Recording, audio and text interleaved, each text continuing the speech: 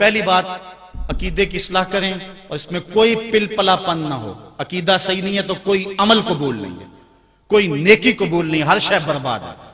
دوسری بات, اپنے والدین کی نافرمانی کبھی نہ کریں.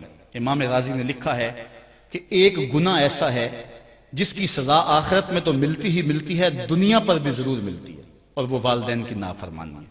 اور ایک نیکی ایسی ہے جس کا فائدہ آخرت میں تو ہوتا ہی ہوتا ہے, دنیا میں بھی ضرور ہوتا ہے, اور وہ والدین کی فرما برداری ہے. نہیں تو نشان لگا لے اس شخص پہ جو والدین کا گستاخ ہے, ساری زندگی اس کو ذلیل ہوتے دیکھیں گے.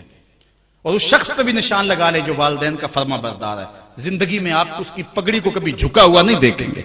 اللہ اس کی عزت کی حفاظت کرے گا.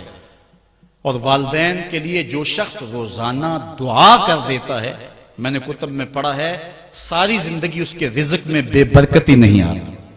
اس لیے اپنے والدین کو راضی کرنا, عقیدے کی درستگی کے بعد اپنے والدین کو جا کے راضی کرنا. اگر کسی کے والدین ناراض ہیں, ہاتھ جوڑ کے معافی مانگنے میں کوئی شرم محسوس نہ کریں, پاؤں پکڑ لیں, منتیں کریں, ان کو راضی کر لیں. اللہ کی رضا والدین کی رضا میں ہے, اور اللہ کی ناراضگی والدین کی ناراضگی میں ہے. اور حضور علیہ السلام نے فرمایا 4 لوگ ایسے ہیں جن کو جنت میں جانے سے کوئی شے نہیں روک سکے. وہ 4 لوگ کون ہیں؟ ایک وہ شخص کہ جو اس حال میں مرا کہ اس کے والدین اس پہ راضی تھے. دوسرا وہ شخص کہ جس نے ایسی سچی توبہ کی کہ گناہ کی طرف دوبارہ پلٹنا اس کے لیے اتنا مشکل تھا جس طرح تھن سے نکلا ہوا دودھ واپس جانا مشکل ہے. تیسری وہ عورت جو اس حال میں دنیا سے رخصت ہوئی کہ اس کا شوہر اس کے اوپر راضی تھا.